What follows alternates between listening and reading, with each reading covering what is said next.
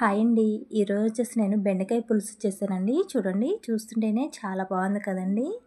అంతే కదండి, టేస్ట్ కూడా చాలా బాగుంటుంది. ఎలా చేసుకోవాలో సింపుల్ ప్రాసెస్లో చూపిస్తానండి, చూసేయండి. బెండకాయ ముక్కలు ఇలా మరీ చిన్నగా కాదు, మరీ పెద్దగా కాదండి, ఇలా మీడియం సైజు లాగా కట్ చేసుకుని ఇలా అయితే కట్ చేసుకోవాలి. అలానే ఉల్లిపాయ ముక్కలు, పచ్చిమిర్చి, టమాటా, కరివేపాకు. ఇప్పుడు గ్యాస్ ఆన్ చేసి ప్యాన్ పెట్టుకుని కర్రీకి సరిపడినంత ఆయిల్ అయితే వేసుకోవాలి.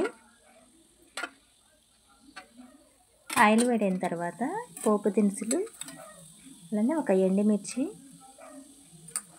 కట్ చేసి పెట్టుకున్న ఉల్లిపాయ ముక్కలు, పచ్చిమిర్చి, కరివేపాకు, టమాటా, అలానే కొంచెం అల్లం వెల్లుల్లి పేస్ట్, కొంచెం పసుపు వేసుకుని ఈ ఉల్లిపాయ ముక్కలు, టమాటా ముక్కల్ని ఇలా కలుపుకుంటూ ఉడికించుకోవాలండి.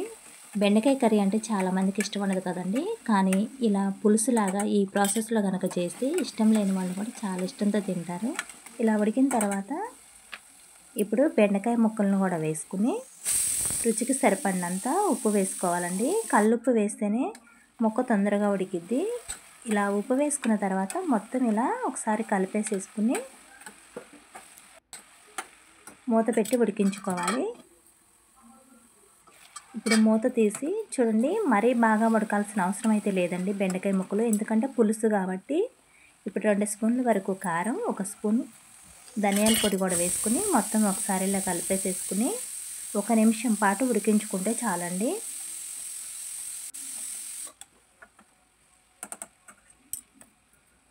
ఇప్పుడు చింతపండు రసాన్ని అయితే యాడ్ చేసుకోవాలండి.